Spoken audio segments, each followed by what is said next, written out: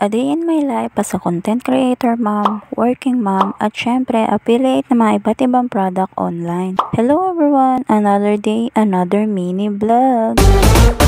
For today's ganap nga, ito naman yung part 2 ng video ng last na upload ko. Bali mag-unboxing nga ulit ako ng mga parcel dito at ito naman yung mga in-order ko. Ito ang unang parcel na bubuksan ko ay pinag-isipan ko kung bibilhin ko nga talaga siya. Dahil nga meron akong paggagamitan nito kaya naman chinek out ko na nga rin. Bali umorder nga pala ako nitong hair straightener. Bali mura ko nga lang to nabili dahil nga naka-flash sale siya. Nag-start na nga akong buksan yung box at ito na nga yung itsura niya. Bali pagka-open ko nga dito ay meron na nga cover tong pinaka-iron straightener nito. Tapos yung pinaka-wire niya or yung saksakan niya ay hindi nga ganun kahaba. Pero okay nga lang din yun kasi gagamit naman ako ng extension. Dito naman sa may bababandang gilid ay may makikita ka nga dito ng switch. Isa nga sa nagustuhan ko dito ay meron na nga rin siyang parang pa-curl. Or pwede ka mag-design dito ng pa-curly sa buhok mo. Bali sinubukan ko nga rin to kaagad tapos sinaksa ko na nga sa extension para makita ko kung nagana nga tong in-order ko. Sobrang ako na-amaze dito dahil nga mabilis nga lang din siyang uminit. Hindi nga siya katulad ng ibang pang straightener na matagal bago uminit. In fairness naman sa kanya, nakaka-straight siya ng buhok. Pagkatapos ko nga itry yung pagpa-plansya sa buhok, ay tinaray ko naman tong pang curl. Bali ilang beses ko nga siyang tinaray at pinaulit-ulit ko nga sa buhok ko kaso hindi ko nga mapagana or hindi ko nga siya magawa. Bali manonood na nga lang ako ng tutorial kasi hindi talaga ako marunong.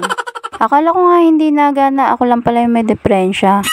Anyways, fast forward, dito naman ako sa second na i-open ko at ito nga yung pinagkaantay-antay ko din talaga. Bali, umorder nga pala ako nito sa online ng pangkulay ng buhok. Bali, nag-upload na nga pala ako ng last ko ano yung naging result ng pangkulay na to. Bali, kung hindi nyo pa napapanood yung video ko nung nagkulay ako ng buhok, ay visit nga lang kayo sa FB page ko. Bali, mura ko nga lang din to nabili dahil nasa 100 plus nga lang siya kasi nakasale nga pala siya nung araw na binili ko. Alam nyo naman na kapag nakasale ay talaga naman ginugo ko na dahil nga napakababa na nga ng presyo. May kasama na nga rin tong previous na dalawang sachet na shampoo. Isa-isa ko na nga silang chinek at tinignan ko nga kung kompleto naman and so far ayun complete naman lahat ng order ko at tama naman silang lahat. Fast forward, dito naman tayo sa next na i-open ko. Ito naman yung mga pang-kikay kit. Bali dahil nga meron akong pupuntahan, ito umorder na nga rin ako ng ganito. Mura ko nga lang din to nabili at ito na nga yung mga in-order ko. Bali bumili nga lang ako nitong mascara, liquid eyeliner, tapos itong pang-curler. Natutuwa nga ako dito sa mascara dahil 2-in-1 na siya. Meron siya nitong malaki at meron siyang maliit. Bali, binuksan ko na nga rin siya and so far yun, maganda naman yung pagkaka-ink ng mga mascara. Inamoy ko na nga rin to kung ano yung amoy niya pero yun, okay naman dahil nga amoy bubble gum. Meron kasi ako nabili dati na mascara tapos amoy tinta ng ballpen. Hindi ko nga siya nagustuhan. Chinek ko na nga rin yung pang-curl ng pilik mata. Yun, okay naman siya. Wala naman siyang damage. Tapos tinaray ko nga siya sa mata ko kaso hindi ko nga siya makurl ng ayos. Pero na inulit ko yun, okay naman siya. Ito naman next na binuksan ko ay ito naman liquid pen eyeliner. Bali, dalawa na nga rin pala siya. Yung isa naman ay stamp at yung isa naman ay pen eyeliner. Madali nga lang tong gamitin basta nga marunong ka maglagay. Manood yan na nga lang ng tutorial kung nahihirapan ka maglagay ng mga liquid eyeliner or stamp eyeliner. Kung meron nga kayo nagustuhan sa mga pinakita ko sa inyong product, ay ililink ko na nga lang sa comment section or pwede kaya kayo mag-visit sa akin TikTok account.